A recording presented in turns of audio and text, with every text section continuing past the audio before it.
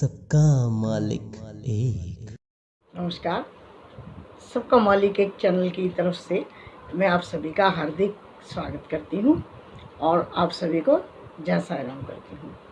मैं साईं आंटी दिल्ली से आपके साथ अपने अनुभव शेयर करना चाहती हूँ। और आपने साईं लीला टीवी पर, पूजा साईं पर और साईं गीता पर कई चैनल पर मेरे अनुभव सुने होंगे। तो अनुभव तो इतने हैं और मेरा ऐसा मानना है कि बाबा जी की जो लीलाएं हैं, जो उनके उपकार हैं, जो उनकी कृपा है, जो उनके चमत्कार हैं, अनुभव हैं, वो शेयर करते रहना चाहिए। आप लोग भी करते रहिए, क्योंकि साईं भक्त के साथ कुछ ना कुछ बाबा का आशीर्वाद ऐसा होता है जिसे चमत्कार की श्रेणी में रखा जा सकता है। तो 10-15 साल पुरानी बात बता रही हूँ कि मैं यमुना विहार स्कूल से अपनी मम्मी के घर जा रही थी, किंग्सवे कैंप दिल्ली। तो बस में बैठी हुई थी।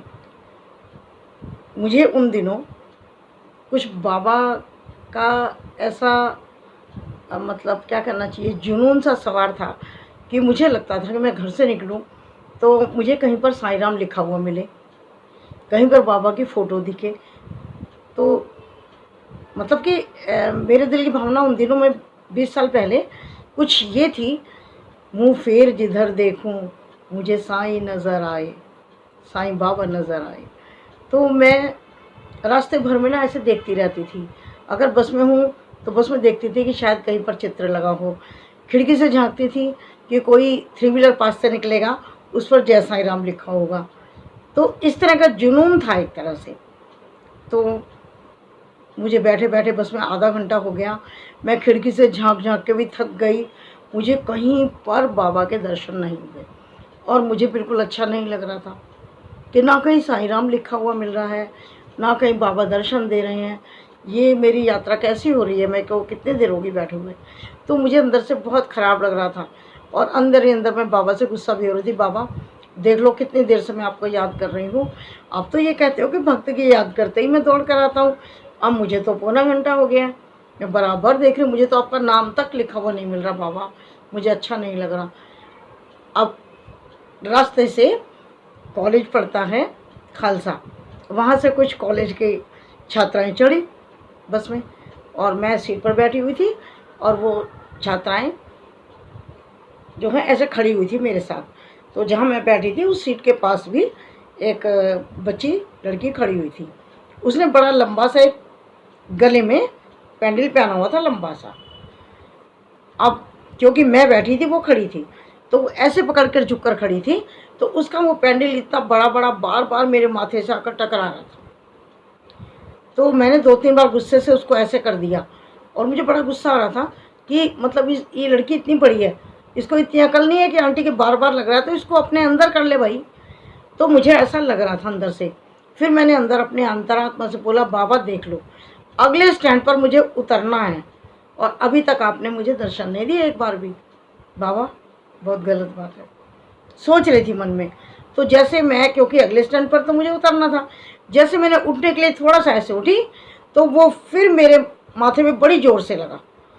तो मैंने बहुत गुस्से में उस लड़की को ऊपर को देखा कि मैं इसे कहूँ कि इस पैंडल को तू अंदर नहीं कर सकती। जैसे मैंने यूँ देखा, उस पैंडल पर इतने बड़े बाबा, मतलब फिर मुझे ये लगा कि बाबा बार बार मेरे माथे पर लग रहे हैं कि देख तो सही, गुस्सा हो रही है, देख तो सही मैं हूँ। लेकिन मैं बार बार उसको ऐसे करती थी और सबसे ज़्यादा गुस्से में जब मैंने उसको यूँ देखा करके कि मैं कुछ बोलूँ, तो मैं बोलती तो क्या, मैं बस ये हो गई कि बाबा आप कितने दयालु हो, आपने मेरी बहन की भावना को कितना समझा कि मैं तरस रही हूँ आपके नाम को, आपके रूप को देखने के लिए। तो बार बार मुझे टच करके बता रहे हैं कि मैं हूँ देख, मैं हूँ देख। लेकिन फिर उठते समय, यानी बस से उतरते समय उन्होंने मुझे दर्शन दे दिए। अब आप कहिए इसमें क्या है भाई, कोई कुछ भी कहे, मेरे लिए चमत्कार है, क्योंकि बाबा ने मुझे दर्शन देकर ही बस से उतारा। छोटी छोटी बातें होती हैं भक्तों, लेकिन जब हम उन्हें देखते हैं ना गहराई से, तो हमें उसके पीछे की चीज़ समझ में आती है कि बाबा हमें खुश करना चाहते हैं कि इतनी सी चीज़ से ये खुश हो जाएगी, तो कर देते हैं वो।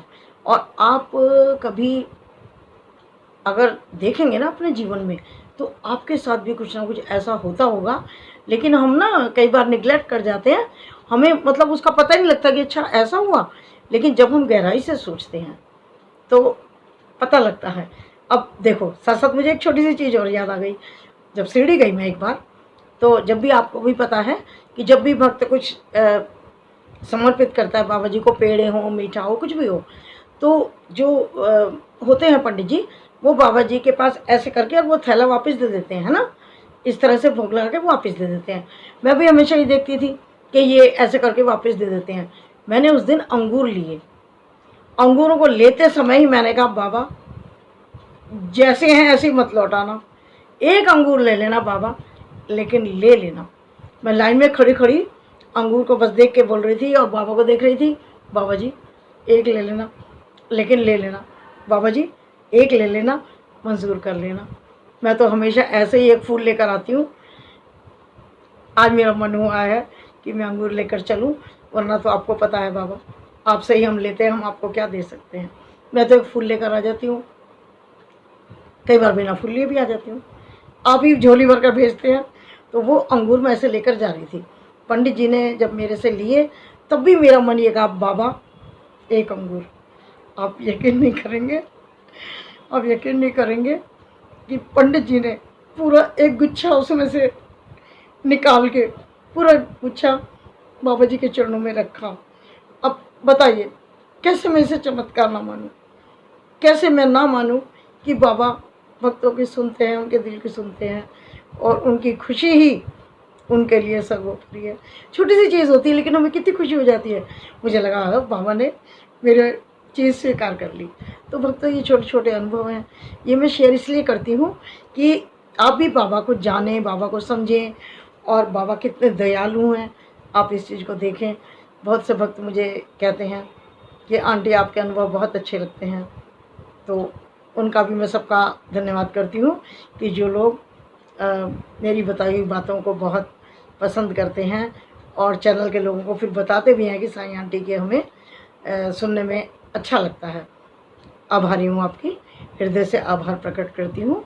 और श्वेता बिटिया को भी बहुत धन्यवाद देती हूँ कि वो कितना अच्छा कार्य कर रही हैं, जन जन तक पहुँचाने का कार्य बाबा को कर रही हैं। आपको सफलता मिले।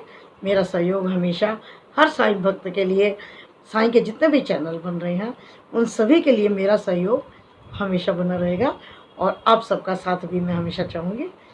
जय साईं राम। ठीक है, ध्यान रखिएगा अपना, स्वस्थ रहिए, खुश रहिए, और जय साईं राम कहते रहिए। फिर मिलती हूँ किसी दूसरे अनुभव के साथ, तब तक धन्यवाद।